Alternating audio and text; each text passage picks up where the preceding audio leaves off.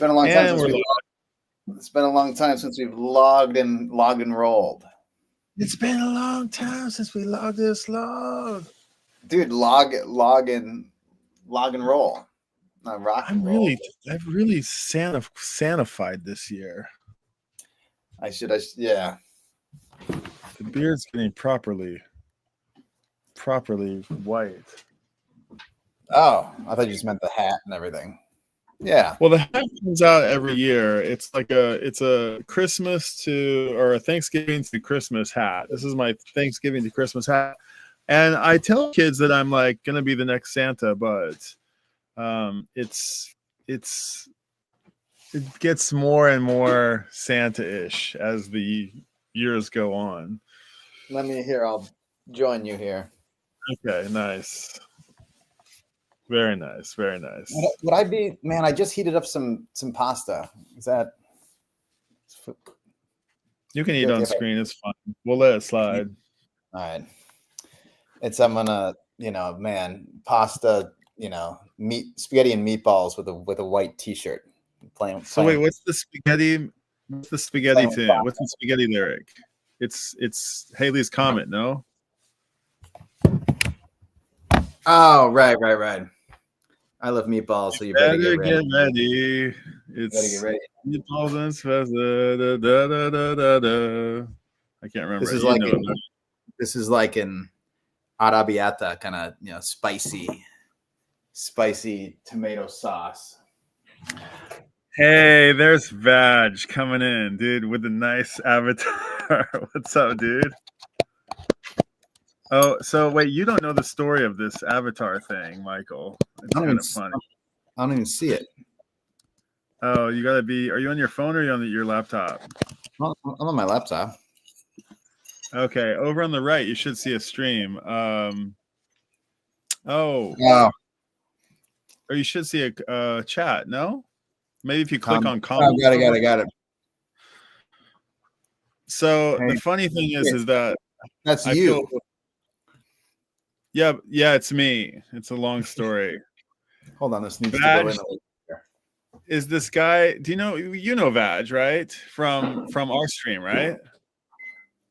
I know him from he's like the Phish guy that's always commenting. Yeah. We were talking to him the last time we logged in the car. Yeah. Well, I gave him a bunch of flack. Vag, I'm really actually happy to see you here. I gave him, I think I was on another stream, and I gave him a bunch of flack because it's kind of a funny story. I hope you don't mind me telling you, Vag. He's okay. So there's this big character. I'll just leave it at that. There's a character in the YouTube vinyl world that Vag has, according to him, has this right to sort of, this guy, he asks for it. Not Vag, but this other character who I won't even name. He's I'm neither here nor there on him, but he antagonizes people allegedly. Let's say it like that. And some people are taking it like just trying to ruffle feathers. Yeah, and even mine, and I just am kind of like his energy just tends to, it gets sucked out of me. And so and one of the responses to him is like, I guess Vag just kind of like lampooned him a little bit, and it's like friendly nudge, but this guy took it really to heart, and he was like all bummed out about it. And I went, but he was the one, but he was giving people shit first. Is how it sounds. He couldn't take his own medicine, kind of thing. No comment. Okay, but I told Vag, I was like, hey, dude, like, why don't you you're in the, like, if we're Phish homies, I can't believe I haven't told you this story before. Why don't you do me a solid and just give this guy a little bit of, it's like, just ignore him, And Vag was like, yeah, but he didn't really, in not so many words, he was like, yeah, but I can do whatever I want to do, and I don't want to capitulate to this guy who's giving me grief or whatever it was. And I said, yeah, but it's just like, just let it go. And so it became kind of like it came to an impasse. And I kind of got all huffy and puffy about it to Vag, and he was like, and he capitulated and changed his avatar to not to the other dude who he was lampooning, but to me. And Okay. which made me really actually happy on one hand, but it also made me a little bit nervous because I like Vag, and he contributes to our stream, and I didn't really want to. I heard him say somewhere else that he was like, I don't think Brian wants Tokyo Brian doesn't want me on the stream anymore. That's not true. I just, and then this guy who he was kind of like at odds with, suddenly, like in the very same breath that I was like going to bat for him, like called me out and called me a doofus for no reason at all. And I was like, dude, okay, well, we're all I'm doofuses, done. We are all doofuses. It's true. It's true. But yeah, so it's nice to see you, Vag has got, so for the thumbnail today, I just whipped something up real quick because like you don't know about this so well, but like every year at the beginning of the year, there is a video challenge that all these YouTubers do called the 20. There's all these vinyl tag challenges. We're talking hoist, right. Vag. Yeah, the tag. Right, the tag the big annual tag, and somebody put on one of the questions, and it's meant to come out on like January 1st, but some dude sort of jumped the starting line and did it, and I'm on the verge of protesting it. Not really, but one of the questions is, what was your best score of 2024? Which is a common question that like gets asked. Like, what was your biggest? And I was thinking about when I got that hoist. I was like, did I get that hoist this year, or did I get it last year? No, it must have been this year. It was February of this year. Okay. So that was the biggest score of the year for sure. And for sure. I almost feel like it was the biggest score of like the last 2 years. And Vag, I'll share this story with you. So the sun's coming in real strong. So I was in Tower Records. I almost like hesitate to share this right now, but I was in Tower and like digging through the bins. I found Lawn Boy in the bins. I found an original Lawn Boy in the bins. And this was the same feeling, nearly the same feeling when I found this in the bins at Tower. I was like, oh, no way. And I pulled it out and I was like, whoa, there goes that's how I felt. It felt like an earthquake.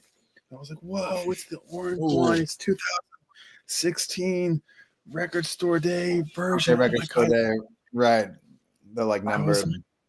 Number 4104, and I was like, oh my gosh, I don't know if I can pass on this. And then I looked at the price, and I was like, yeah, bye. And then I was like, I messaged you, and I was like, dude, look what I found in the wild. And you were like, oh my god. And then I walked half a block away from Tower. We instituted a rule that day. We did. I think we did. You never leave a hoist in the wild. Not even never leave a hoist in the wild, but it was like, if you're going to go back for a record, you go back that day. Otherwise, you forfeit. It's gone. You missed the chance. You don't go back. It might still be there, but you live with your decision to not. Yeah, I was not going to live with that decision. I was not going to live with that decision. Yeah, it was good. It was good consultation that the dog log provided. Thanks so much for that, Michael. I owe you one. So Vag says here, I'm so glad all these albums are back in print. Dry Goods said on Twitter that Undermine is up next. Did you see that? I did not see that, but it makes sense. It's the only one they haven't. It's the only one. I mean, and some of these have gotten multiple pressings, right? Like there's that new live one, and Billy Breathes got that new one. I mean, it's immediately sold out. There's a few different Juntas, and I can't seem to get my. I got that repress, and what else? I mean, they're all out there now, except for Undermine, and Undermine criminally underrated. Criminally underrated. I would agree. Criminally underrated.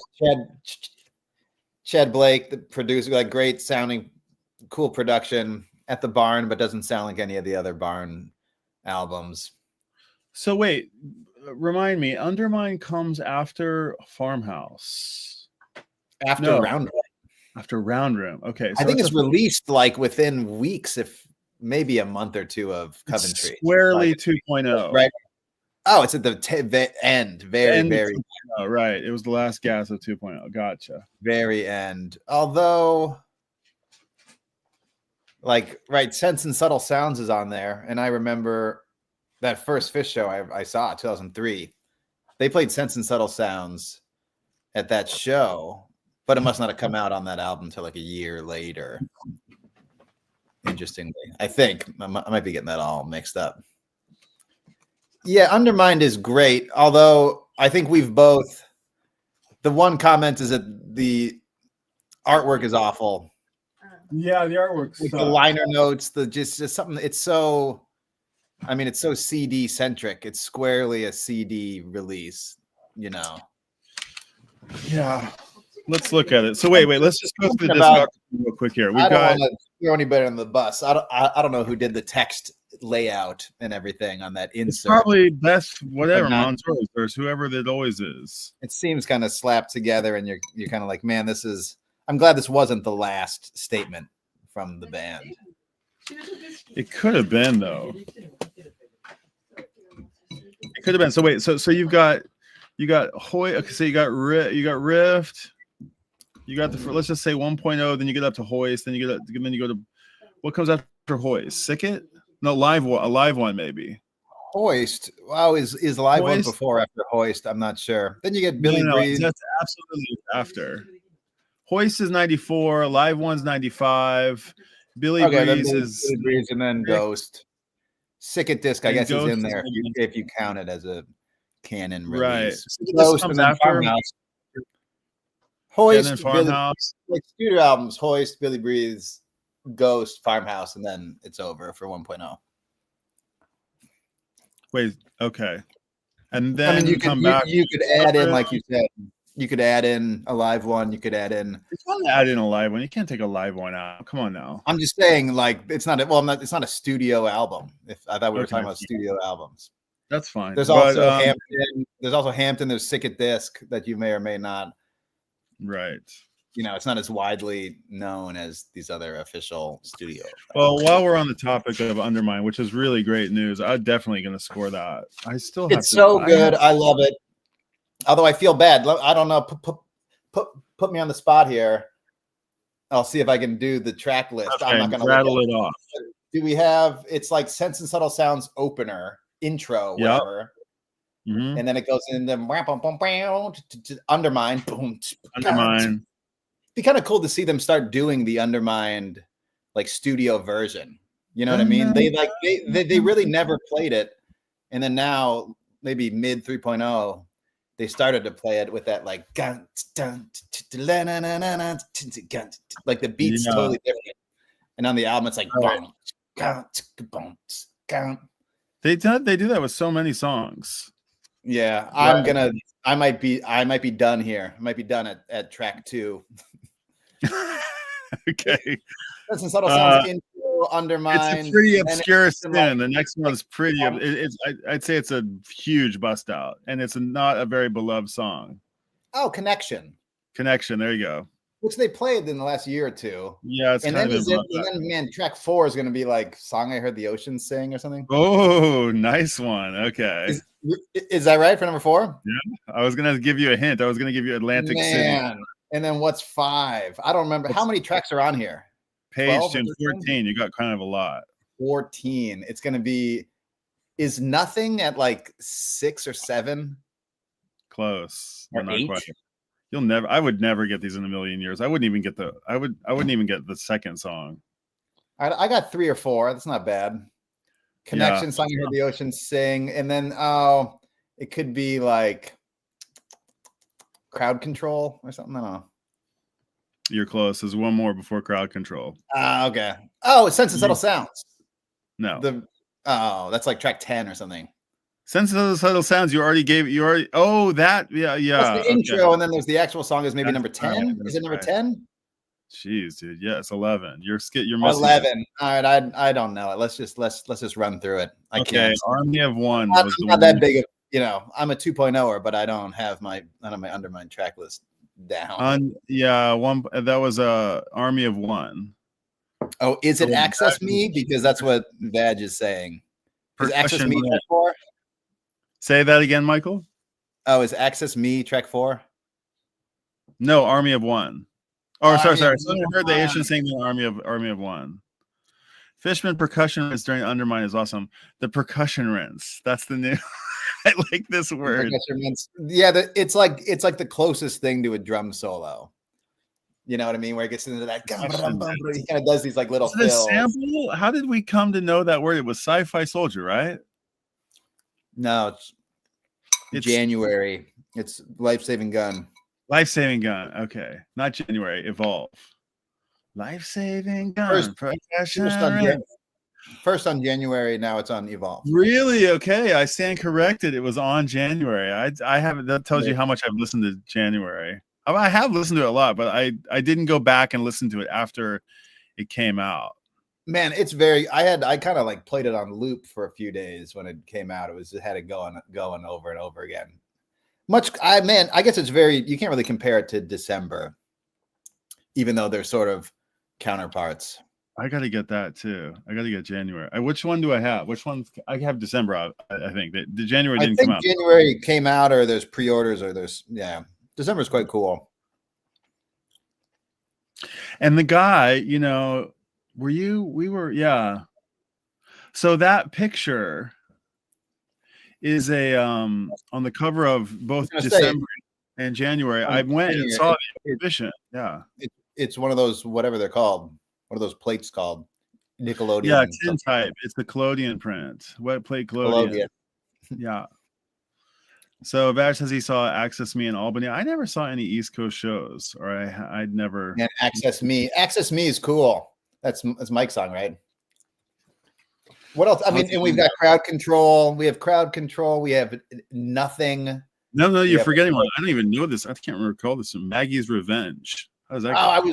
I was thinking of that, but I didn't know where it was. Let's just run through the track list because I don't know the order. Okay, here we go. So Sense and Subtle Sounds intro, Undermine the Connection, and a song I heard the Ocean sing, which I don't know if I love that song. Army of One, I freaking love. Crowd Control. That one. Crowd Control is very cool. Crowd Control is not bad. Yeah. Anything. Yeah. Maggie's Revenge. Nothing was kind of a bust out recently, right? Didn't we? I think there was a Nothing bust out. Nothing is gone. Nothing's in we got two of them in the last. Like there was a Connection and there was a Nothing. And then they brought it back a couple of shows later, and then Two Versions of Me. How's that one go? Oh, I love Two Versions of Me. Is that Trey Tune? Is he singing that? Two Versions of Me, man, should really be. It's like. It was kind of one of those ones that like told the end of the band where it's like that's right. 10 mountains stand tall, 9 seasons since fall. It's like 8, 7, 6 or something. And then it's like there's no more fish in the sea or something. Right. Oh my God. I remember reading that. Too busy to see. I remember reading that lyric. And is that like Private Life? Band life, no more fish in the sea. Who knows if it's that was like almost like an end in the end. I remember right when I heard that lyric. That was a moment when I realized this is over. This is gonna be over soon. There it is right there. It's like sitting in plain sight. Right. Then you've got Two Versions of Me. Is that what we're talking about? Yeah. Then you've got Access Me. Access Me is so cool. Yeah, I think they just recently played that. If that's the album and show that he's talking about. So look at these tiny pictures on the liner notes. I wonder what they'll do with them. Right, they're like tiny little Polaroids on a CD. How are you supposed to even like look at that? There's something about it. And like the whole layout with the white border and like it just like feels like I know it's like it feels like a template you get from like Keynote or something. You know what I mean? This is like yeah. This on an LP jacket blown up might look maybe it will be redeemed. This jacket could be redeemed. It's yeah. The packaging isn't great. The songs are great. The production is great. those tiny, tiny little Polaroids. It seems kind of just slapped together, but it might not necessarily be. The Army of One. I mean, they haven't really ventured too far from the original designs when they've put out the LPs. Yeah, There's true. a lot of. It really does seem like a big afterthought. Oh, and we've got How can it be? How can you put it? How can it be like a major release and they not really put? That's had to have been a deeply concerted effort. Yeah, I don't know. Two versions of me. But we've also got there's Sense Subtle Sounds. There's two versions of me. Yeah. Then Access Me. Then Sense Subtle. Then Tomorrow Song. Today I sing tomorrow's song. Kind of cool transition from Sense and Subtle Sounds. And then there's one more and then you got two more. You got one more and then Grind. Yeah. What? I don't know what it is. It's one of the most hated. What? Secret Smile. Secret Smile, yeah. With string arrangements by Maria Schneider. That's one of the best songs. Dude, I don't care. That's phenomenal. That's so good. Secret Smile is amazing. And this album version is just gorgeous. Absolutely gorgeous. Maybe they don't need to play it live. I might agree. But you went and saw her, right? You've seen her a couple of times. Oh, man, amazing. Maria Schneider is so awesome. Sense and Subtle Sounds intro recorded by Trey Anastasio, Nantucket. Okay, he recorded that by himself. That's like on his like keyboard. And recorded by Jared Slomoff at Cactus Unlimited in New York. A couple of these are different. Grind was not recorded. Okay, not at the barn. Yeah, Bryce Goggin recorded, I think, pretty much everything else. Chris Plummer assisted. Nice, but then produced by Chad Blake, right? Oh, and then they've got hold on.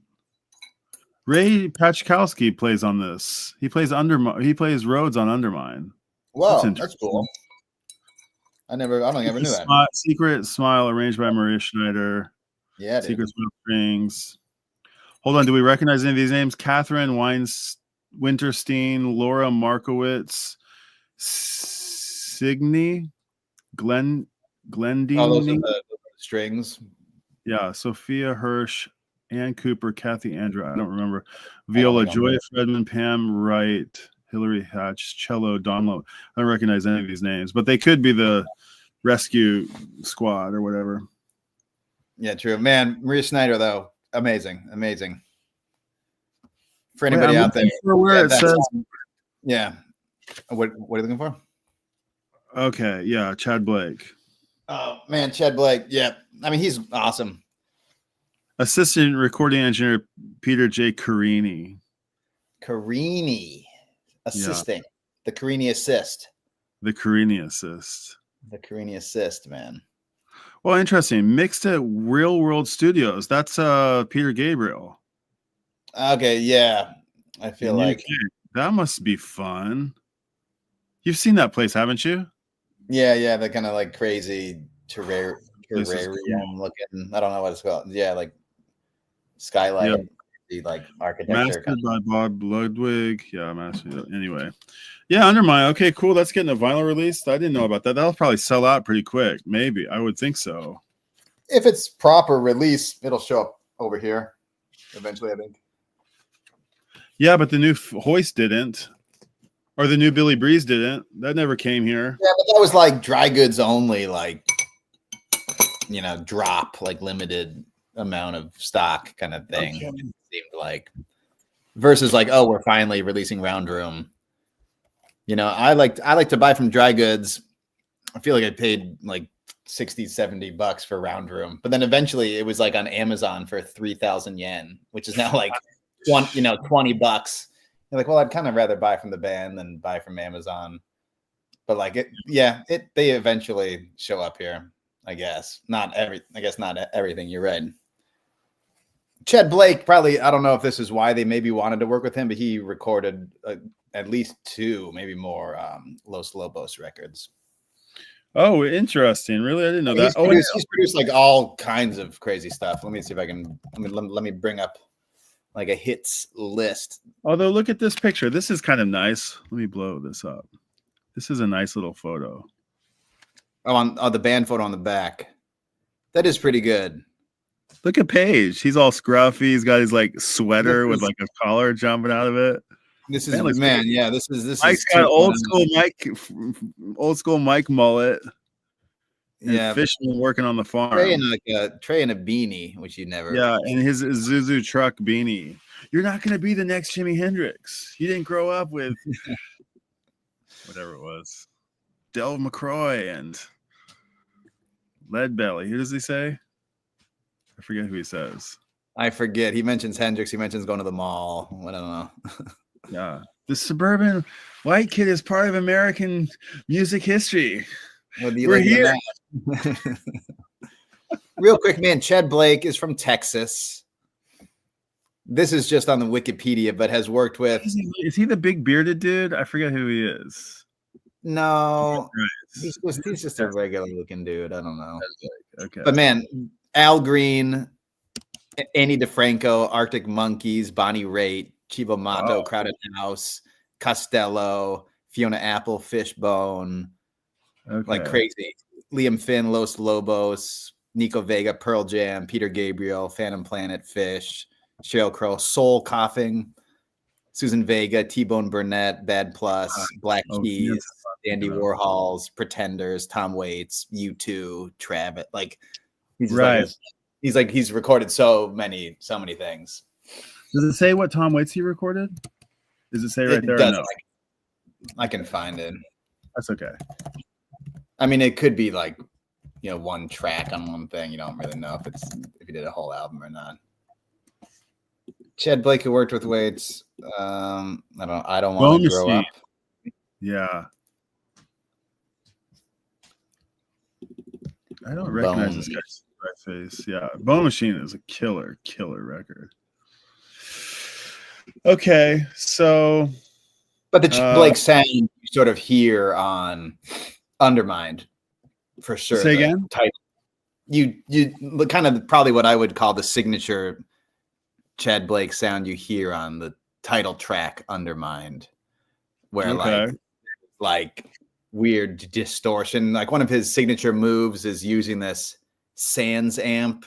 It's like a bass amp simulator pedal that has distortion on it, like putting that onto a bus and running it on like drums and stuff.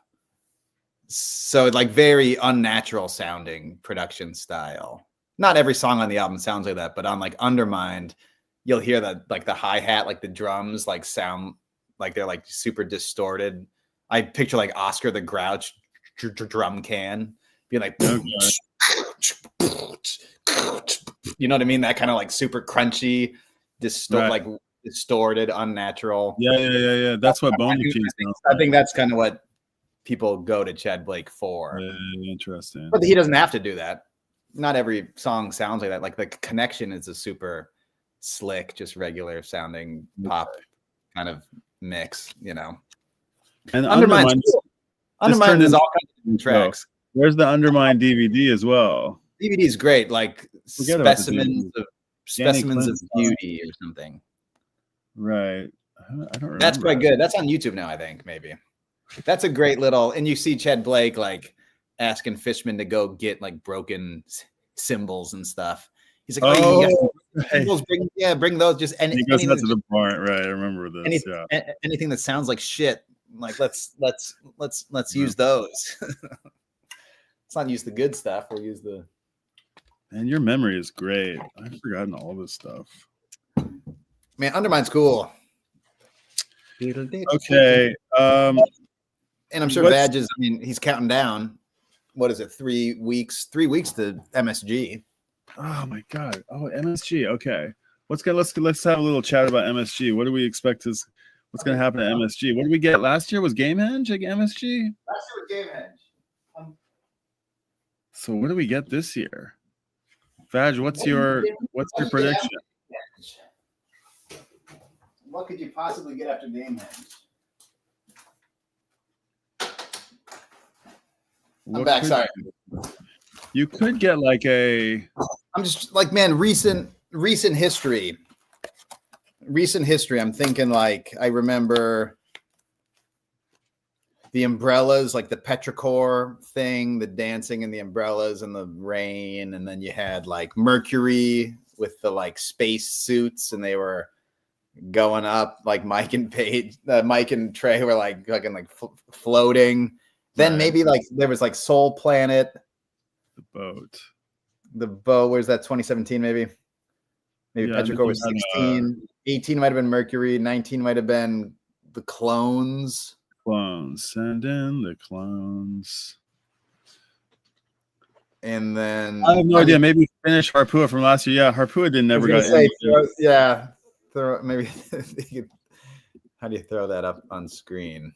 Oh, this comment? This is I don't, some people say, hey, yeah. Some people say, hey, they never was that Harpua. They didn't finish it. Is it still unfinished? I don't really have a strong opinion. It would be quite funny if they, right, that we never got the. Did they not do the? Hey, Dad. They never came out. I don't think. Yeah, and I don't think there was. I have some bad news, son. It's about your dad. How did it happen? Vag will remember. I can't remember. Vag, can you tell us? Did they do? So they didn't do. Your cat died. Maybe they did. Didn't something? They had like an alternative ending. Like it was like. I think we were sort of like debating whether or not it was like, was that really a real Gamehenge? Because they didn't do this and it took a turn this way, and then like, does that officially count? And I remember. Well, I saw a good argument somewhere that like you look at every time they've done a full Gamehenge, it's not the same. It's never the same. The narration's that it's not like. I don't think there is. No. So it's just, hey, we were just talking about McGrupp, and I was saying like McGrupp is the story of Gamehenge, right? And you had something with McGrupp. I always think of like Llama and McGrupp and Harpua, even though Harpua really isn't part of Gamehenge Excursion. Maybe it got cut for me.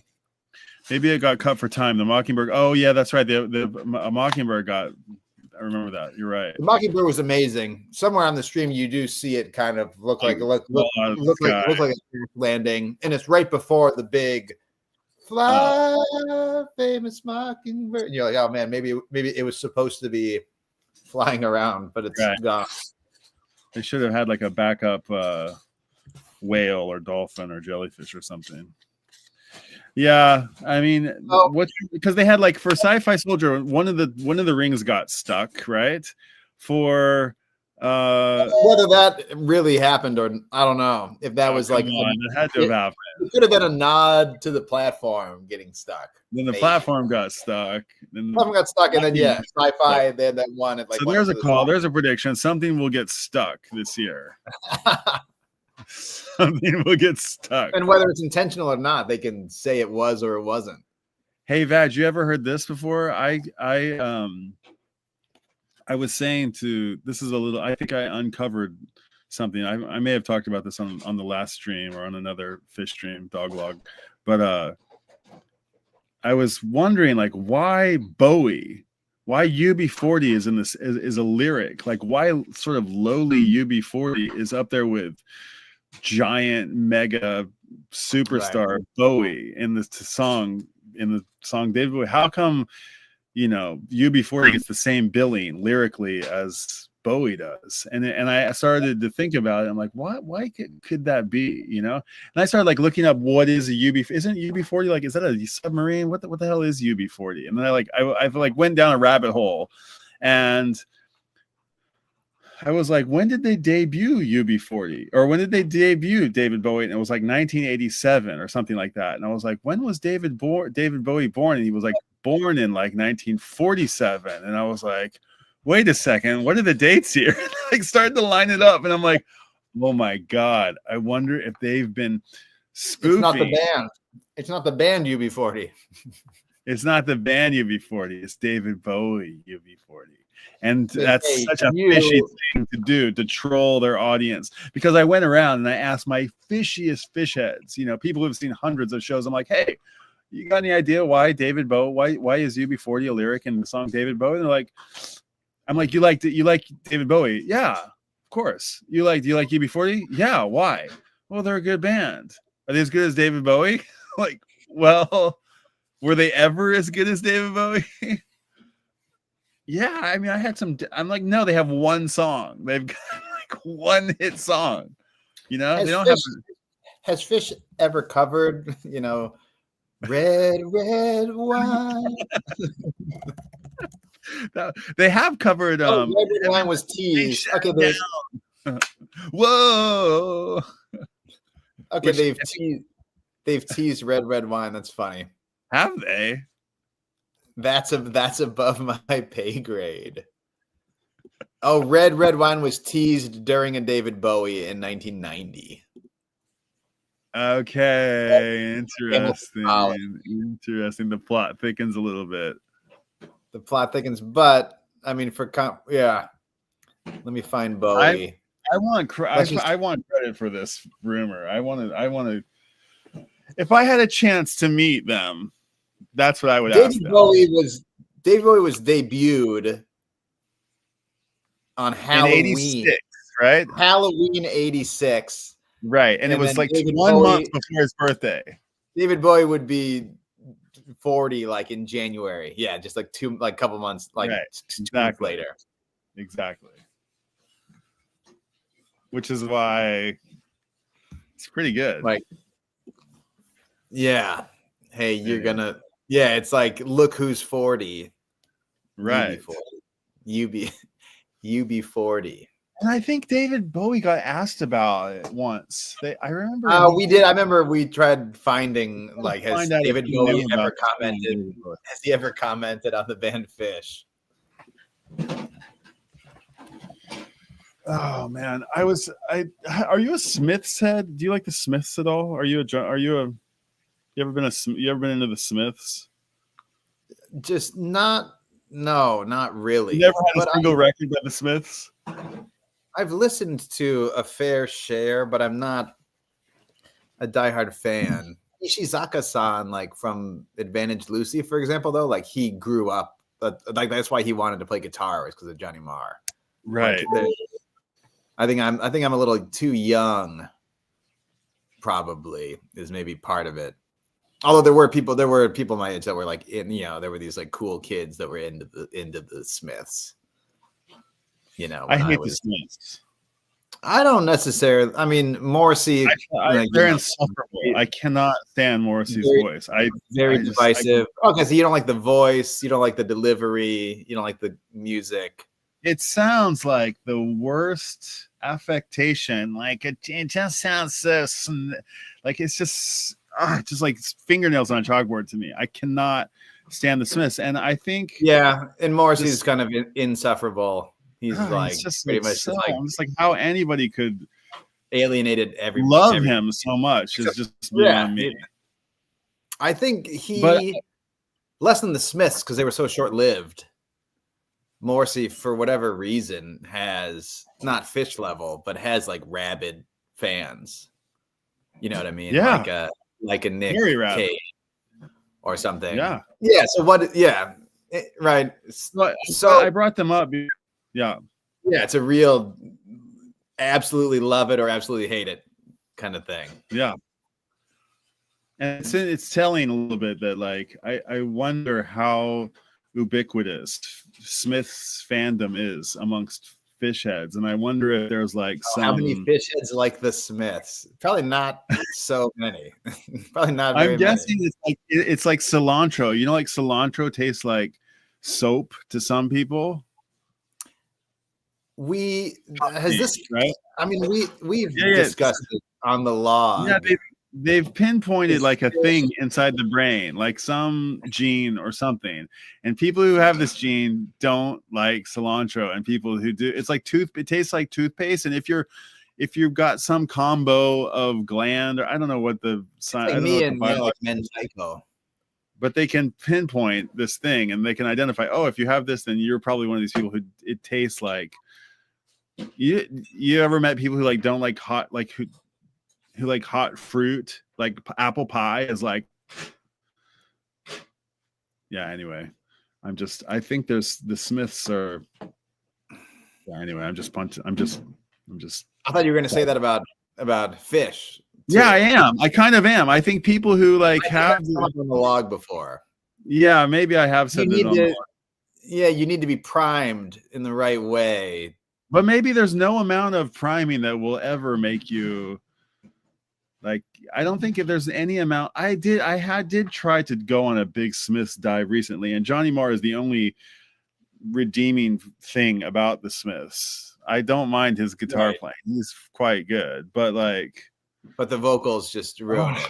Yeah, I just want to I just want to put Morrissey's head on a T-ball and just. With a wiffle ball bat, with just a wiffle ball bat. It's just a wiffle ball bat. It's not lethal. It's just wiffle. Sorry, just Morrissey. But maybe I've tried. But I don't mind his voice, and there were a few Morrissey kind of solo albums that I kind of thought were okay, but I'm not really a fan. And yeah, he's just kind of an awful person. Well, so, I mean, it's like one of those. Can you separate the artist from the art? Yeah, but yeah, I mean, very, very interesting vocal performance and delivery for sure. You're gonna love it or gonna hate it. Yeah, it's definitely not like anything I had ever heard before. I feel like I heard the Smiths, and then maybe I heard like the Magnetic Fields, maybe even like Nick Cave, and I was like, maybe even Tom Waits too. Like the first time you hear it, and you're like, oh, I'm used to hearing people sing, but I'm not used to, whatever. I'm not trying to make fun of it, but it's like tenor, or like it's not bass, but it's like tenor and deep and whatever that is. Right. It's a very different kind of singing. We've talked about Trey, to bring this back to the log. Yeah, nobody in Phish sings like that. No, but in fact, he's operatic, almost theatrical. Yeah, and I mean, back to the it sounds silly to go off about, but like the suburban. I hate to identify Phish as like. I kind of don't agree with this take. Yeah, that's fine. That's fair. I don't really even want to say it because it's. But it's like, okay, the suburban white kid who loves that loved hip hop, who loved the Beastie Boys or Run DMC or MTV hip hop. I mean, the way that hip hop spread across America was through shopping malls and video arcades at and so it is a phenomenon. It is a thing, and but to talk about it, you sound like a paunce to just sort of talk about the white suburban kid experience, right? But I feel like, yeah, okay, let's rehash this. I had said once, I think, that Trey's voice is really, I don't want to say it's bad, but it's like at one point it was like lackluster is like, it just was so plain. I felt it's always been like an average voice. And it's not to knock it or anything, but there's nothing quite exceptional or distinctive about it. And I could hear myself or hear you or hear one of my buddies singing those songs. That's the thing. I don't agree. I think that's a really signature, unique voice. But you're saying it's relatable. You were able to relate and imagine yourself being able to sing those songs, or your friends sing those songs. Yeah, but I also imagine myself singing Led Zeppelin songs, but I never had like delusions that I could go on. Never had delusions that I could go on stage without a shirt on. Yeah, exactly. Swing a microphone around.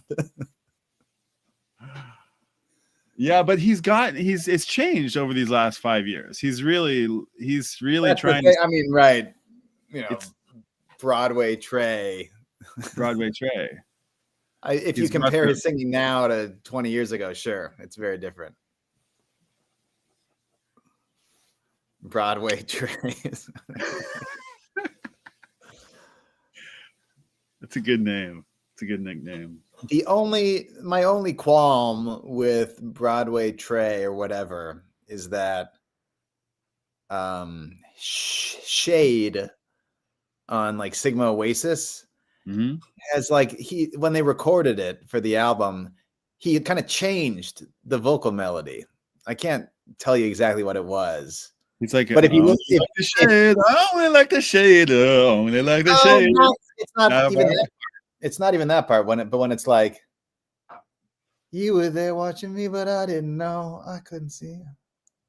It's like he goes, asleep inside a fantasy, instead of asleep inside a fantasy. Like goes up instead of down somewhere. And I was like, oh God, no, going down was so much better than going up. Why are you going up? Yeah. And you listen to like they play it at, you know, the New Year's run in 2018 or 2017, somewhere like just before they recorded that album. And I'm like, oh, this is such a better vocal performance. This is the melody that it should have. That's the only time when I was like, oh man, Trey, what are you doing? Right. Very I've had a couple of those moments, and I've had to be like, oh, okay, I'm just taking it with I'm taking the good with the bad, or the bad with the good. That said, Shade, we're not really hearing as much. I haven't heard Shade. We haven't heard Shade in a while. Speaking of, we heard it. I've got a few. Let me look it up. I'm sure we've heard it more recently than we think. Yeah, August this year. Hold on, I'll pull out a couple of things real quick. But I'm thinking like 2017, 18, 19 tours. I feel like it was just like every other show. Yeah, we got it a lot, didn't we? We did get it. We definitely got it a lot. And then, man, early 4.0, it was just like tube left and right over and over again.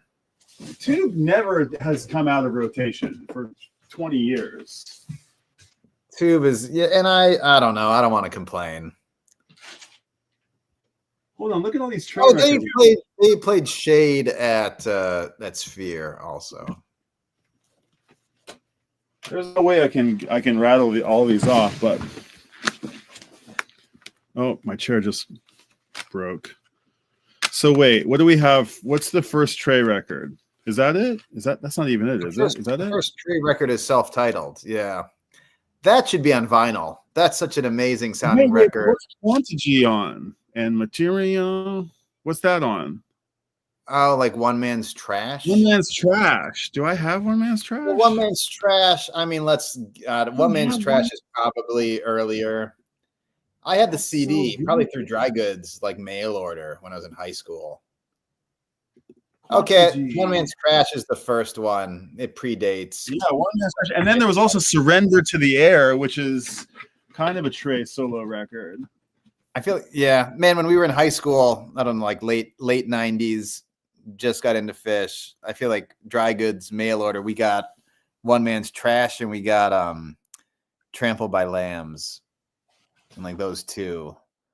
I gotta give. I don't think I have either of those discs. I've had them before. I think where they are. Yeah, those two were a little bit. Then there's this one. Look, this is a Japanese only. Look at this thing, dude. You ever seen this? Oh, I've never actually even seen this. Look at this. What is this? Oh, this kind of package. Dual disc. Yeah, dual disc. Yeah, it's got this. Is this one of these kind of like just weird? You gotta push it in and it pops open. I forget. Everything. Oh, there's two. It's one. There's two. One sided. That's two sided. Oh, it's two sided. Okay, there's no artwork. Yeah. It's two sided. And then what's the deal? Shine is on one side. What is the difference? Is the other side like a DVD? One side's DVD and one side's CD. I think I've seen two-sided discs like that. I listened to this religiously for a while. That one's pretty good. That's interesting. That's an interesting record. This was like this was right after. This has Sweet Dreams Melinda. That was in rotation for a while. And then Tuesday, which I kind of like. One day, maybe 2 days. Oh my God, this has Live at Red Rocks. I had to have been at this show. That's the DVD. Yeah, that's cool. I'm gonna watch these this afternoon. I'm gonna watch these. Released in the dual disc format. I'm looking it up. It's my only dual disc I've ever had ever. And weird. Oh man, Shine's got 0 in Hero Batista or whatever. in Ray, but then like drums and bass and stuff is somebody else. Okay. I think it's this producer guy, Brendan O'Brien. And this album's kind of weird. This is like, I feel like it's like Trey linking up with a producer and going to make a album, like the same way that like John Mellencamp or like Michael Bublé or someone would like make an album. You know what I mean? It's like, I'm Trey, the singer-songwriter, singer guy. Then this is like post.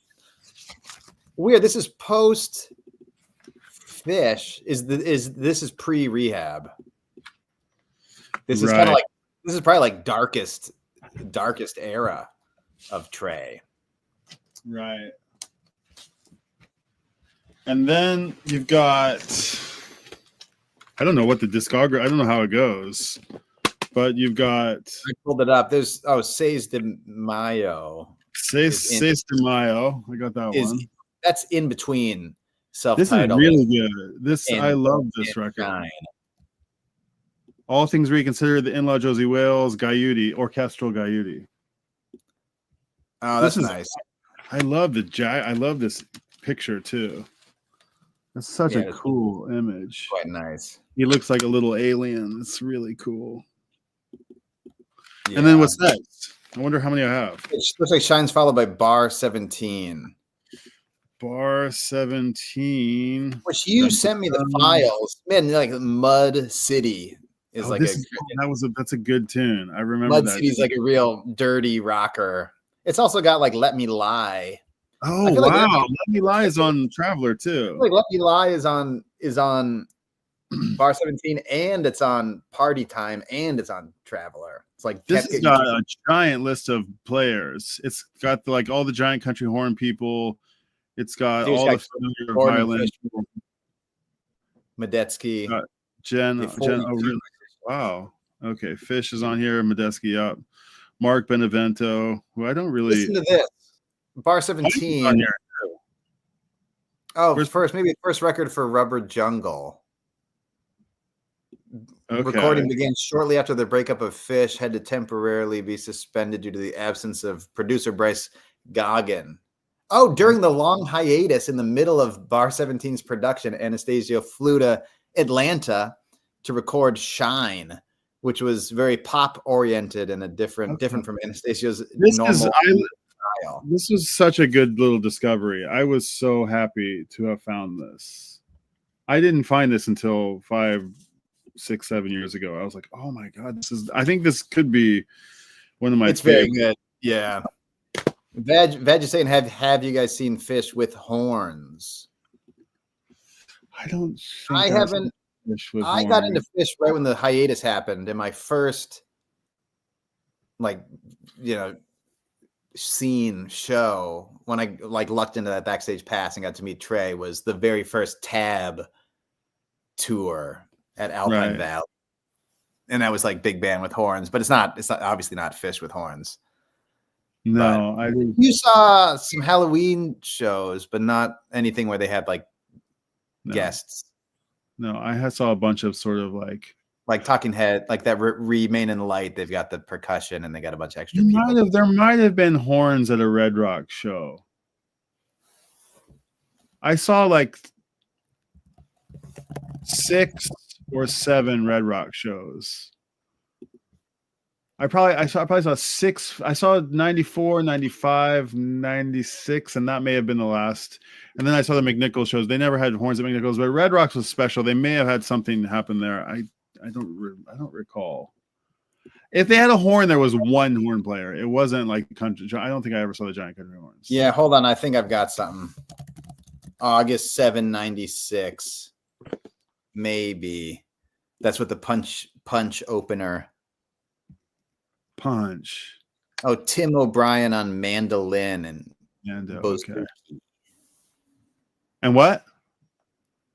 Bouzouki, that kind of gourd looking kind of guitar, kind of mandolin kind of thing. Okay. Oh, narration had Trey tell of giant iguana that would take the crowd to Mars. Up on the giant rock over there, and if you look up there, you can see the iguana. It's still there in the rock. That's in Mockingbird. All right. Oh, cool, man. Yeah, there's the Colonel Forbin into Mockingbird into Possum. And then, man, Life on Mars, You Enjoy Myself, Hello, My Baby.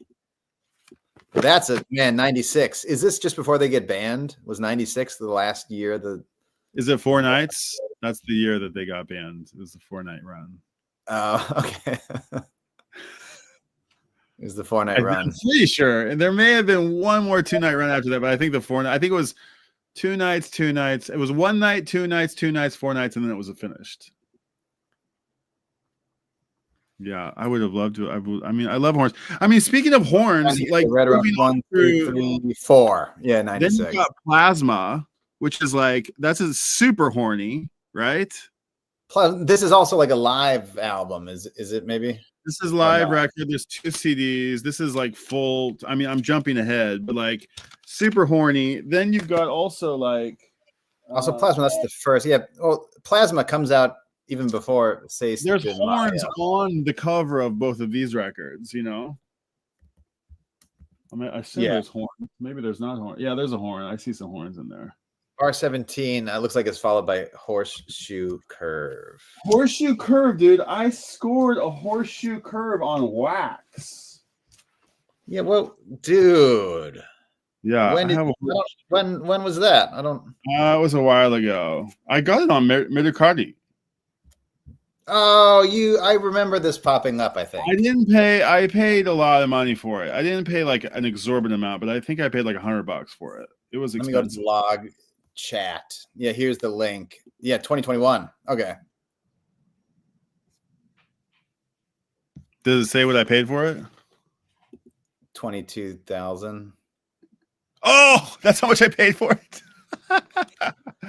Okay, that's an expensive record. I must have thought that was. I mean, if that was in today's exchange rates, that's like 140, 150, which is still not. I think it was a impulse purchase. Okay, everybody, hold the phone. Vag, can we bring up Vag's last comment? Okay. You've got a Phish record that he doesn't have. Okay, I do. I don't even have that. Yeah, I've never seen that one. Burlap Sacks and Pumps.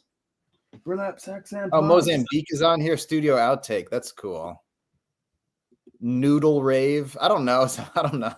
Yeah, I mean, these are kind of like it's kind of obscure. I remember like I don't even know if I had heard it when I got it, and it wasn't like underwhelming, but I was like, okay, this is a collector item. This isn't something that it's going to be in like heavy rotation, and I probably haven't listened to it since I got it. I should throw it on. It says it features the 10-piece like tab that I think which is not my go-to tray really. I love it, but it's not my really. You've still got original Boardwalk. This also is a very big horny record, if I can remember correctly.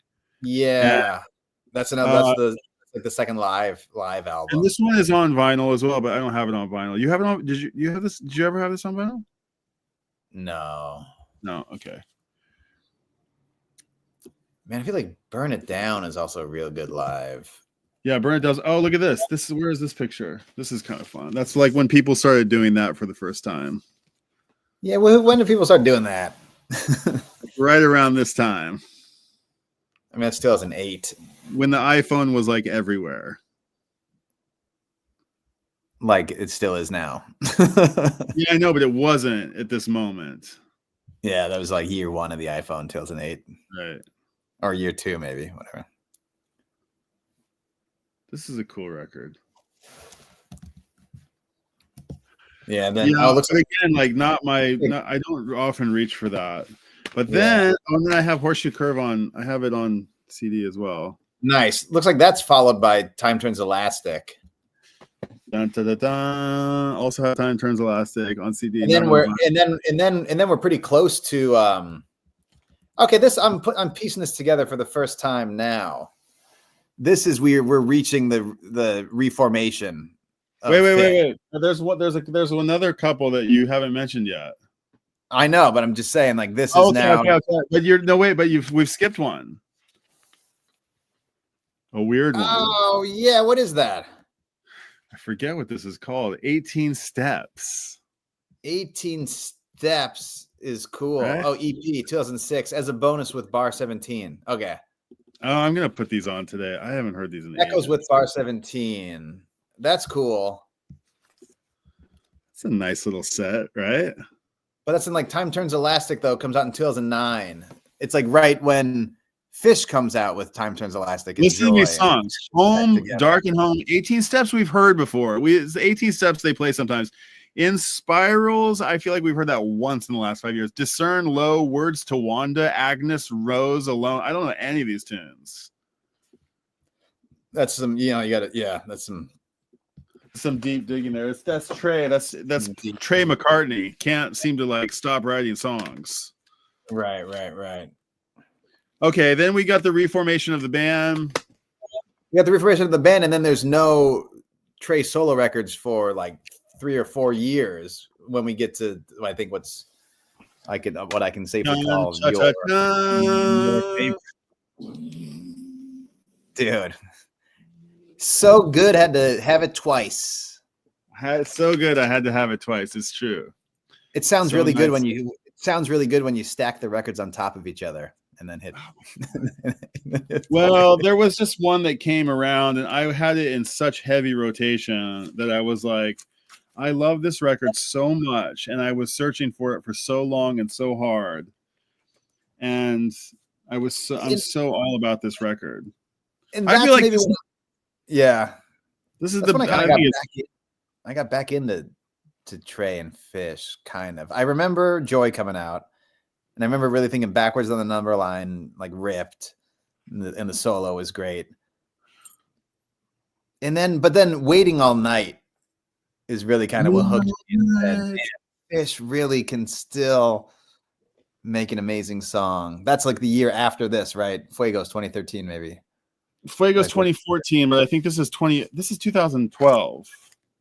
That's like just before. Yeah, but I remember that album coming out, and I remember listening to it a lot. I didn't hear it until after Fuego. I didn't hear it for a while. It didn't come to me when it came out. Yeah. I was like, Badge is asking if you have the 7-inch that came with it. 7 inches, and I have Scabbard. I have the 7-inch too, because the 7-inch is part of the album. Yeah. But some people, right? It's not an extra 7-inch. It's like the last 2 songs of the album are on the 7-inch instead of making the double LP. Yes, that's true. It's the LP, and then the last 2 songs are on. Which is a bit weird. Which is even the tune "Traveler," which is the last song, is on the 7-inch. Right. It's not even on and it has the same artwork, and yeah, it's quite cool. I love it. Yeah. And I spin that at parties sometimes. Like I love that. I love that song "Traveler." What's the lyric? Even when you're moving, even when you're standing still, you're traveling. Whatever that lyric is, it's so cool. Traveler is very good. Yeah. I have an extra if somebody is up for trading. I do have it to trade. And okay, so then you've got we don't need to go through just discography, but it was fun. No, well, there's not many more Trey records after that. Go for it. Maybe I have them. Maybe I have them all. Well, there's Paper Wheels. Paper Wheels, I got on wax. Paper Wheels has one of the most crazy crazy packaging. Crazy packaging of all time. It's like call it crazier or call it like absolutely impractical nonnonsense. It's amazing. And then it's on this like insane, beautiful, like deep inside there. Yeah. And then it's like Connect 4 and my God, it's very Connect 4. That's what I always think of. How did this get past somebody? Right. Who signed off on this? Who signed off on this? Great. But so after that, how many records you got left? You probably only have 1. I have 2. 2? I've got, well, wait, did we do Plasma came and went, right? Oh yeah, Plasma's like very old actually. Plasma came and went. We've got Burn It Down, right? Oh, right, as a live album. Yes. What else am I missing? You should have one called Ghosts of the Floor. Badge, if you're here, listen to this story. So I've told this story. I should make a video about this. Do I have? This, I yeah, this is good. Yeah, I this should is make good. a video about this story. I when this came out. Okay, so this is like I recently listened to those Life Aquatic, and they led me to this Sigur Rós song that is in, Yeah, you've yeah, seen yeah. Life Aquatic, right? There's some Yeah. gorgeous Sigur Rós song called like Star Yeah, Galetta or it's something. from that first album. Yes, with the one with the From like their alien thing on from it. their Yeah. first album. Yeah, with that Yeah. alien thing, like I think it's the Baby. second album. It might be their first though, Oh, but it might be. Yeah, you might be the second album. You're right. It's the but one before the white it's like album. it would be my friend Michael, who, this is gonna sound so weird, and I don't know, I hope this doesn't make you feel bad, but like I had this friend who like I went to all the Phish shows with, and who I like was one of my oldest buddies, and my oldest Phish head, and he you know, he took me backstage at so many shows, and he introduced me to so much music. Mike Hamill, but we called him like Mike Hamill, and he fucking died in this accidental death, and so shitty. And he got me like tapped back into Phish after like years and years of being off of them, and he sent me a stream, and I was like, they were playing Yem, and he was like, I heard it like do do do do do do do do do do do, and he was like, I said, what song is this again? And he was like, how far have the mighty of God. you know? And I'm just like, You're like, sorry, is dude. this Maze? Is this Bowie? And he was so upset, and he was like, I am not going to abandon you again, I promise, you know. And he like got me back into Phish, thank God. And then like 2 years later, do you remember when that was? it was the year of this. Oh no, that was probably 2014. I probably from 2009 to 2014 I was out of Phish. Yeah. And actually like 2004 or 2000, you know, like I think I got a couple of these trade records, but like after 2.0 I was just like good riddance essentially. But when Round Room came out, I'm sure I got it. I don't remember where I was when I got it, but I'm sure I got it. What year is Round Room? Or like Joy? Sorry, Joy. What year is Joy? Sorry, 2009. 2009, right? Where was I? I was here in 2009. I'm sure I got it, but I didn't like it. Didn't impress me. Backwards Down the Number Line. What's the other opening? Time Turns the Last thing is out there. What's the other? Kill Devil Falls. Like these two songs, I'm like, you know, but I love that. Obviously, I love the record, but like it wasn't until Fuego that I was like, oh, like you said, Waiting All Night. It was on NPR. I really was like, damn, that's that Phish sound for whatever reason. Damn, that is that's so pretty, right? And supposedly from a bit of a jam that Mike flagged. He's like, there was a groove last night. We should turn that into something. Good, bless God. I should find out what that is and go listen to that show. There's probably a bit of a jam where they're kind of doing a proto version of that groove. That's like a Mike. That's like Paul. That's like Mike as Paul McCartney telling the Beatles that they shouldn't give up on it. And that's like Trey being John and being like, it's done, fellas, I'm out. And Mike being like, no. And then the whole audience being like, Mike said no, you know? And then like, no, it wasn't me. It was fucking him, you know? Yeah. Bless Mike. Bless Mike. Trey's such a fucking McCartney.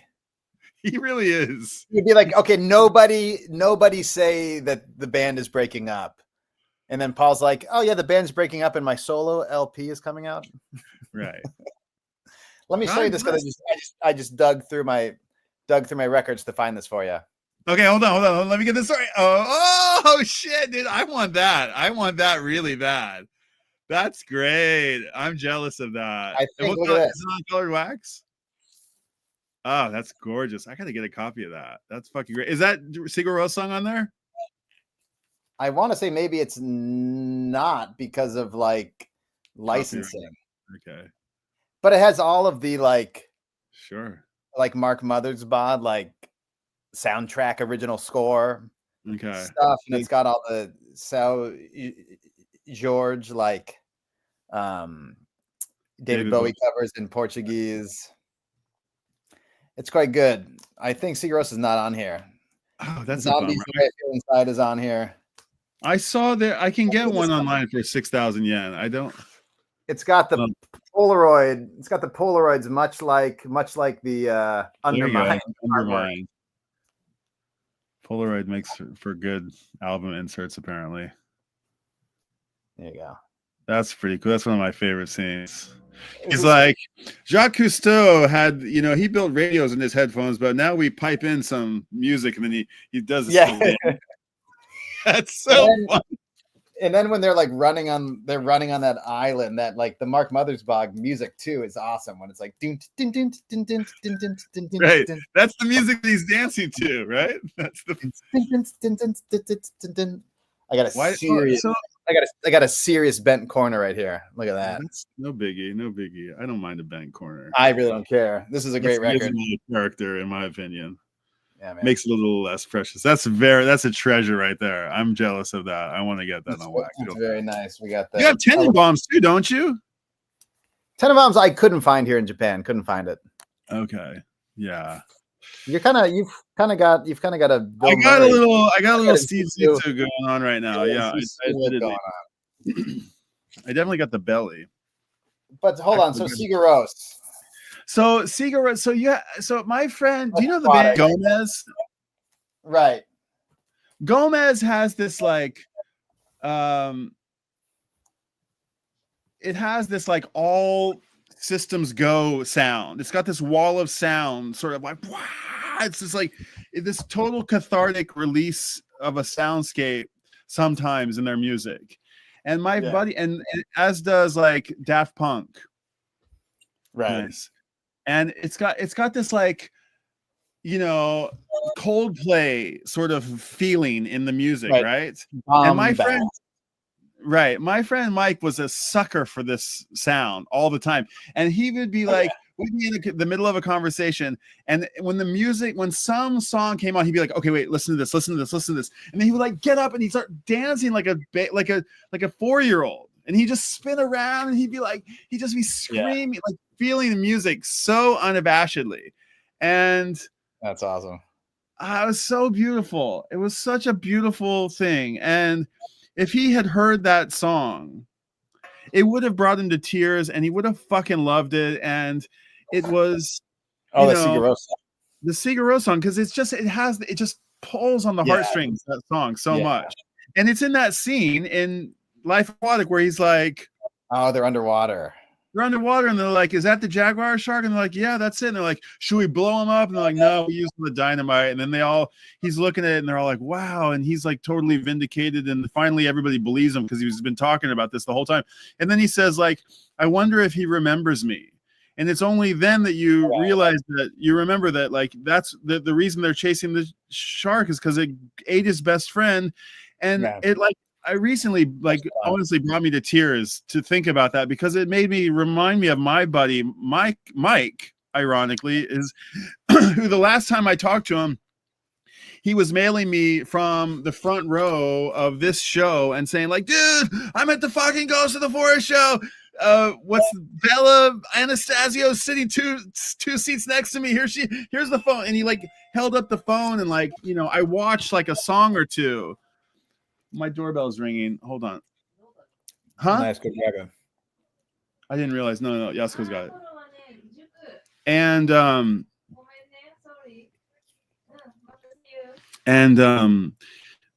then he just died, just so unceremoniously. And like that day, around that time, this is the part that I don't want you to feel bad about.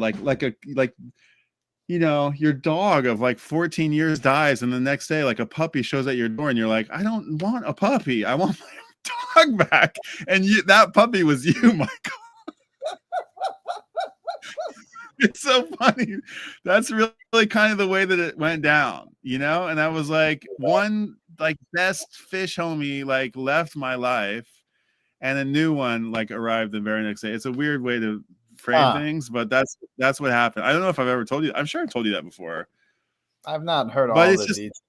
Yeah. Well, that's my buddy Mike, and like I don't know if I would have it was like the universe conspiring in my favor, and I'm so glad I met you. And anyway, so I ordered this record from Tower, and then I never went and picked it up. And I think it was probably like when my friend died, and like one day I realized like, oh my god, I never went and picked up that record. And I went to Tower to go pick it up, and they were like, I said, "Do you have this record, Ghost in the Forest? I ordered it like a year ago." And they're like, "Yeah, we have one copy. It's like in the discount bins. You never came back for it. Nobody ever bought it. It's in there for 70% off." And I was like, "Oh, wait. So what's 70% off 5,000 yen?" And it turned out to be like $13. So I scored this record for like that's $13 and I was so pumped. I was like, I wonder if there's any more in this whole town. I wonder if I can find another one. And I went over to Disc Union and I had them search the database, and they had one more hiding out somewhere, and I went and scored it. And you were down here from Aomori one time. Yes, you still have yours? Yeah, it's over there.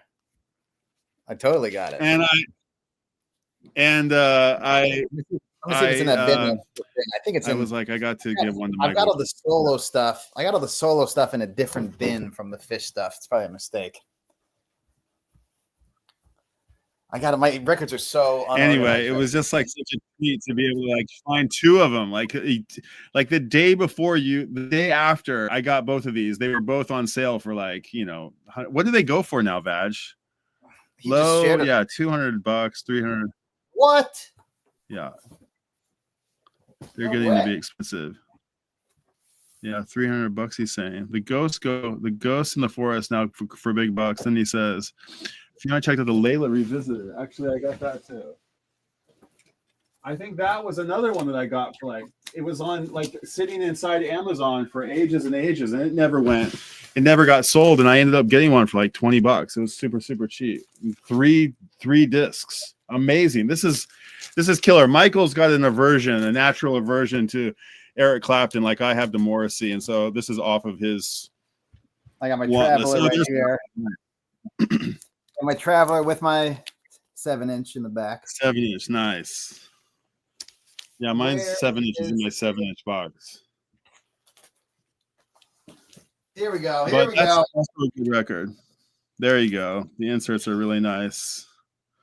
I almost felt bad that like I felt like if you need to let go of that thing for whatever reason, don't feel bad about letting it go. No way, man. This one's 2338 is the number. What's yours number?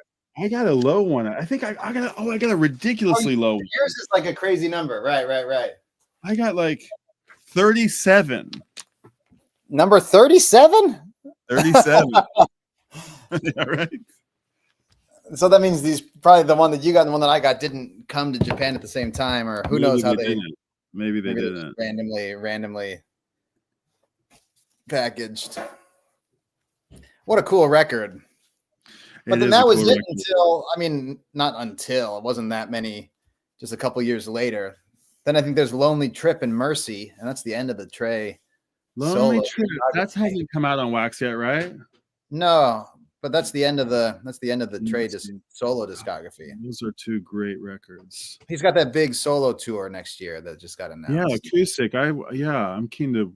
It's kind of cool. Keen to watch that.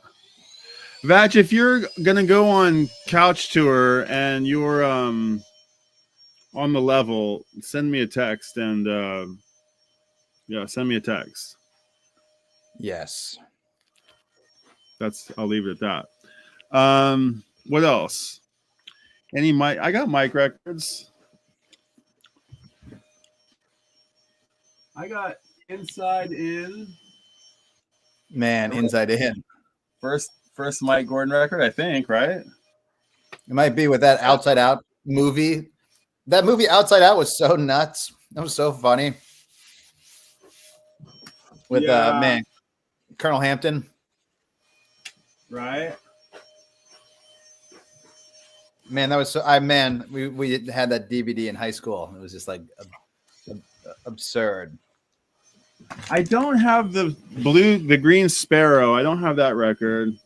Oh, that's a good one. I don't have that one, but I do have Oh Go Go. Yeah. In the Shrink. Yeah. I love this record. This has Does it have like Marissa on it? It's got Victim. Does it have some song that's like stairs or climbing up and down up the steps? Or is that on Steps is on here? Yes. The second I want to listen to that again. I haven't heard that in ages. And then Overstep. This one I ordered like 3 times from Amazon. They just said like, don't send it back. We'll send you a new one. Don't send it back. We'll send you a new one. They sent me like 3 of them. I think did I give one to you? I want to give one to Yuji in Tawada. Right. Then I've got Leo Kottke. What's this one called again? Noon. You love this. I listen to Noon more than anything of Mike's. I think I have another record of his at my parents' house. I've ordered a couple and I've sent them to their house. So when I go home next, I'll get them. And then I have We're the Visitors, right? Maybe We're the Visitors. I don't have it in order, but I don't have the Page first solo record, but I do have what is this one? That's so good. Movies Never Made something. Movies Never Made. That's a killer record. You have this one, Badge? It's quite cool. Rare record. Movies Never Made by I think I've got the repress. It's like on like gray. Page. Then Vita Blue, Crossing Lines. I've got Crossing Lines. Crossing Lines is so cool. I love Crossing Lines. They often play what do they play on here? I think they do stuff off the other record. What is that tune that they always do? Most Events Aren't Planned. Oh, I love that song. Most Events Aren't Planned. What's that on? It's on like that first Vita Blue record. It's got like the comet. It's got like a illustration kind of thing. Right. Hold on. 7 inch. Hold on. Sorry. I'll be watching. Let me go through these real quick. Let's see. Vaj says, I'll be watching New Year's Eve on the couch. And on the level. Okay, we're on the level. Well, then send me a little text and I'll chat you back. I'm going to take offense here. No, I'm not taking offense. But Veg says maybe Where the Visitors is too ambient. Too ambient for him. Get out of here. Yeah, I mean it's extremely ambient. Get out of here. Noon is awesome. We can all agree. Okay. Noon is awesome. Vita Blue, yeah. Vita Blue is a baseball player. Okay, got them all except maybe Where the Visitors too ambient for Vaj, there was something that was on offer at Mondegreen only, right? What was that? That was January maybe? It might have been one of the, yeah. That's about it. And then I get all my Phish records, but all the solo stuff, that's about it. I might have another. The vacuum's going. Okay, I might have another Mike or Page record. I would like to get that Page record. I've never seen it here. I looked around for it for a while. Which? Oh, the one with him on the cover? Solo record, yeah. Yeah, that's like in between the breakup and 3.0. Unfortunately, he's flailing by himself. He's just not. It kind of sucks. You're like, oh, Paige, this is not where Paige is supposed to be. Oh, I think I also have a Pork Tornado, and I have time. I have Dude of Life. I think I have. Oh, really? But man, Paige McConnell. Hold on. Yeah, the Paige McConnell self-titled 2007. That album has Beauty of a Broken Heart, which they play. Oh, wow. They play that quite a bit. Not quite a bit, but right. That's the one that they... Crimes of the Mind. Crimes of the Mind. Wow, nice. This is great. Crimes of the Mind, the tune itself is killer, actually. She's bitching again. She's bitching again. Great record. What year is this? I want to say like this is pretty early, 87, I want to say, but maybe it's not that old. Man, Vita Blue, self-titled, comes out like in like just before Round Room and before the hiatus is over. It's got that like it's black with like a graphic, right? Is It's that like never white. got pressed to Kind of wax? like a comic book, and there's like a Right, media. right, okay. I want to see it. Is it on wax? It's never been pressed on wax, has it? I would doubt it. 2002. Oh, Highly probably not. unlikely. I'll check Discogs though. You never know. Oh, there's 4 versions. No, they're all CD. That's a cool album though. That's like O'Teal and Russell Batiste, like trio. Oh man, yeah, he passed away last year, didn't he? Drummer. Go ahead. Where is this? 91, not 87. This is dude. 91. Hold on, you're breaking up. Just a second. Yeah, I think it's you. I think it's me. Yeah, I think it's you. Uh-oh. We got some gremlins. We got some gremlins running around, unplugging wires. Yeah. Hang tight. Okay, I think I'm back. Well, why don't you say this has been a nice log? We've been going for a while here, and it's just a the nice two log. of us and Vad. Yeah. Hold on, let's just see what else we got here. It was January, but I knew it would be coming out everywhere, so I didn't bother yet. I had to sweat it out for the posters and said, I hope you got some posters, Vaj. I hope you ended up scoring some posters. Michael and I aren't really poster people, but no. So, oh man, I want to see the Breed of Life after show in Albany, but it sold out before I bought a ticket. Oh, Fishman was rumored to be in a special guest. Well, that's cool. Oysterhead. I'm putting Oysterhead I'm putting Oysterhead on a Japan vinyl, or not Japan vinyl tag, but like on the 2025 tag. It was like best like bass players or something. Your favorite bass players or something. I think I'm gonna pick that one. Favorite bass players? Yeah, I forgot what the question was. I have to look it up. I don't know if I have it, but it was something that was related to like drummers or bass. I forgot what it was, but I thought Oysterhead would have fit the bill. And like Oysterhead, I don't think anybody knows about it in YouTube world. Not so many people know about it. Okay. Wait, what's up with this Hoist? All these Hoist comments. Was Hoist on the graphic or something? Yeah. I put Hoist on the graphic. I was even know what the graphic something really quick. Yeah. And so I don't know what. Oh, well, it was because I was thinking of what would the log be about today. And I was just thinking that, yeah, it was, well, you always know about like, wait, Bob Ezrin, who produced Hoist? I totally forget. Paul Fox. I don't know a lot about Hoist, actually. Yeah, but I love Hoist. Vaj, you got a favorite Phish record? I'd say I'm pretty. Hoist is. I mean, it's right up there. It's up. I think I got to give it to Billy Breeze, but Hoist is a close second or third, tied with Rift as well.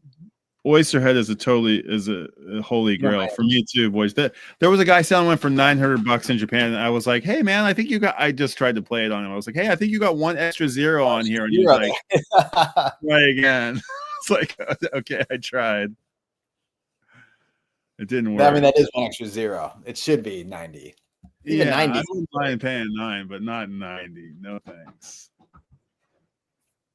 I mean, in J-Bucks, this is like a lot of money. So that's a lot of J-Bucks. I think, yeah. Well, so my answer.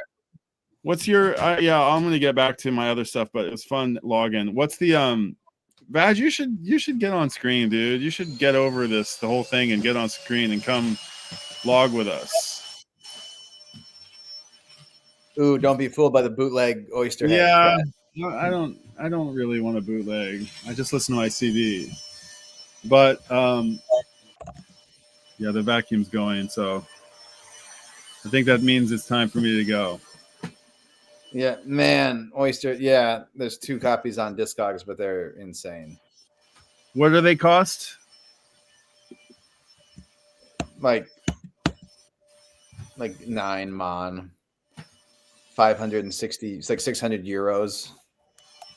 Yeah, that's too much. Like 90,000. That would be one that would be hard to get. It would be people dashing for the phone lines to get. You wouldn't. It would. You'd be hard pressed to like.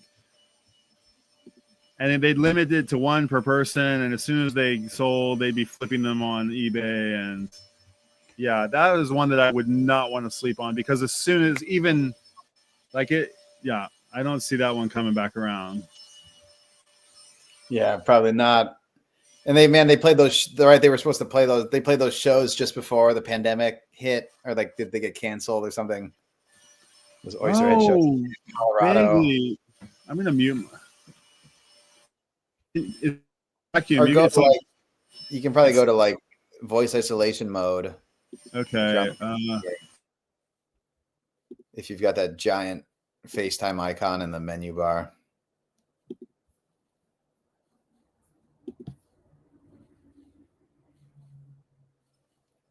Any better? Oh, much better. Don't hear anything. Oh, wow. Okay. It's just blasting behind me, but. When you stop talking, it's gone. Yeah, but Oysterhead. Yeah, they definitely played in Colorado, but I feel like they were canceled or rescheduled. They played in Vegas after Halloween or after a trade show one year, and it was real. I didn't get a ticket. I hung out outside, like praying for a miracle, but I didn't get into the show. They played in February 2020, like just before the pandemic. They did play in February 2020? It was like just before the pandemic happened. I want to hear that. Did we listen to that? I've seen a couple clips online, maybe. You're not big on Oyster. You're not huge on Oysterhead. I was gonna say I'm not huge on it. Right. I fucking love that. I love that band. It's a pretty gnarly lineup. It's amazing. Amazing lineup. And the tunes are really great. And if you like, if you can tolerate Les's voice, if that's your thing. Jerry was a race car driver, Billy came back from Vietnam. He was a shadow of a man when he came back from Vietnam. Yeah, I love it. It's kind of up my alley. I want someone who's like real good with the AI, like audio AI stuff to like get Les Claypool singing the Smiths. Say that one more time, Michael. There's a lot of like AI, like it'll sound like Bob Dylan, but he's singing Lil Jon or something. Right. You could get Les Claypool. You get like Primus doing the Smiths, or get Morrissey singing Primus or whatever. Yeah. So wait, you're going to East. What are you doing tonight? Tell us, just log. Tell us about this situation. Oh yeah, I'm going to a show. I'm going to see this band, Eastern Youth. And it's how many times have you seen them? It's 19 or 20, maybe. It's probably the most I've ever seen any band. And is it safe to say that one of the reasons that you live in Japan is because of Eastern Youth? I don't know. I don't think so. No. Okay.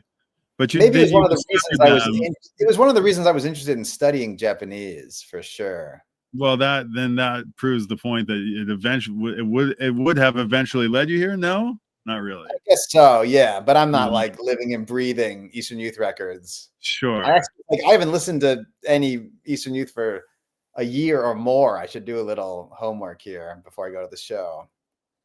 Right. But first saw them, in 2002 in Minneapolis.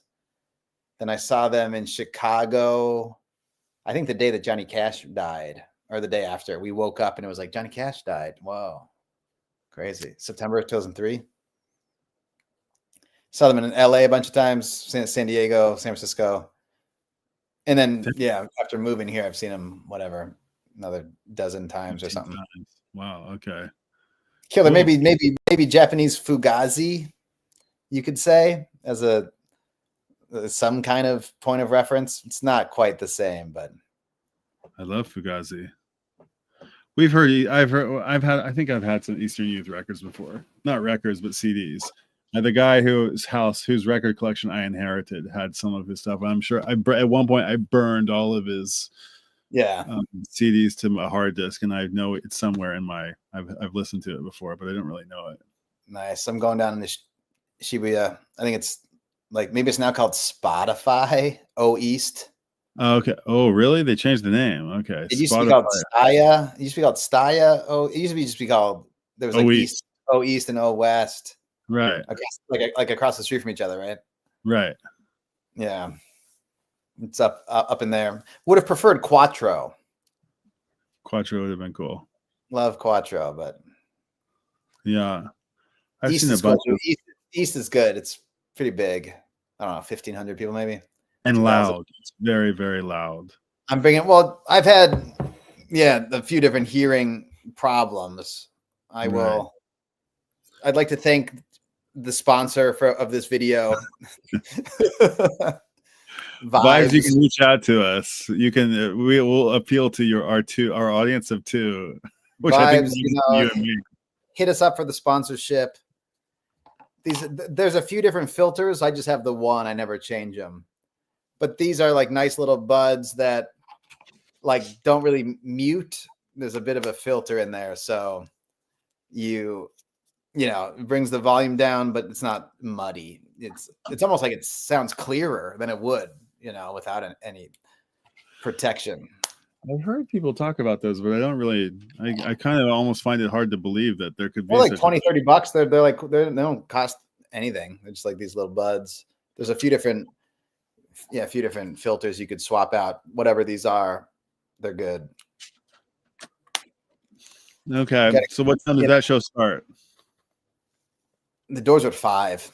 Early show. Yeah. Is there an opener? No, dude. No. Don't need an opener. It's like a Phish show. Just, give me straight to the good stuff. Okay, good. And are you meeting anybody there? Will you know anybody who's there? I'll probably see some faces, but I actually like to fly solo. I like to, it's kind of,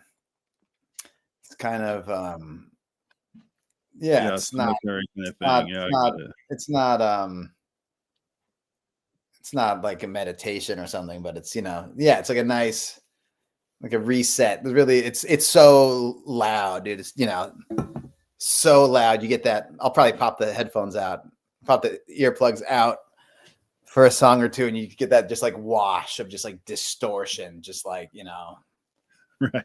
You need that once in a while, in life, to just kind of let the sound wash over you, Sure. Reset, and then come back to it. I want to pull out one more record.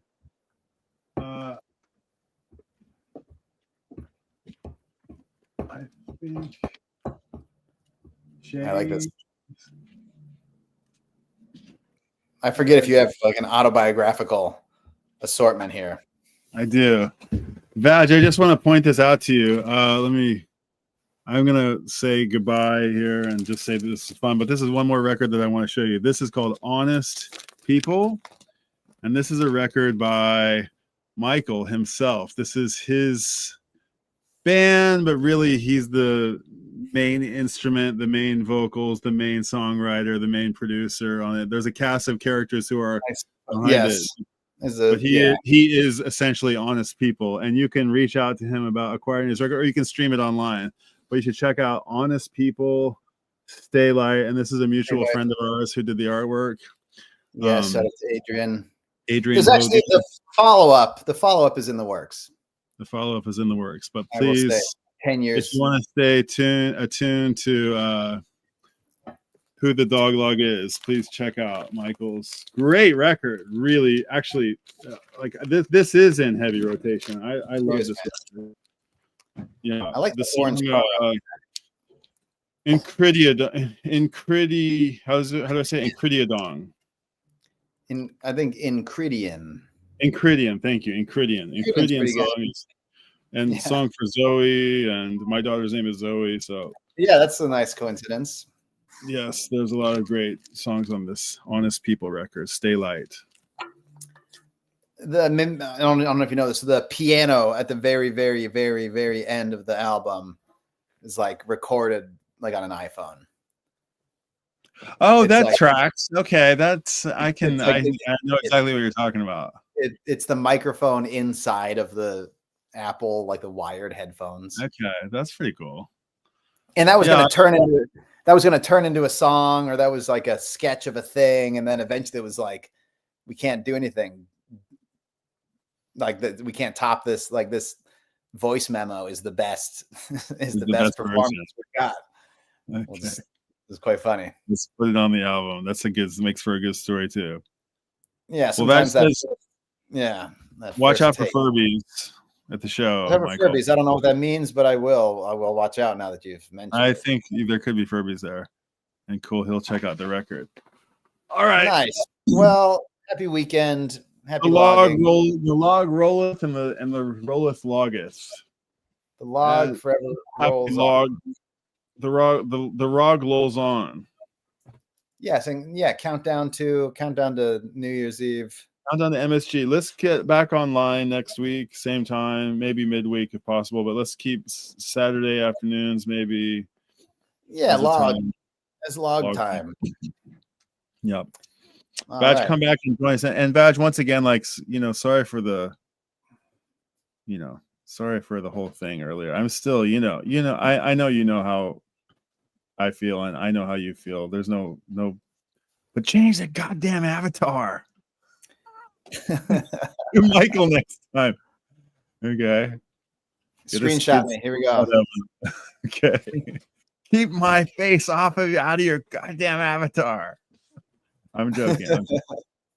Okay. Oh, Will Smith. I like the photo, by the way. I don't mind the photo, actually. It's a pretty nice photo, actually. I salute you for that. Thank you. That's a good photo.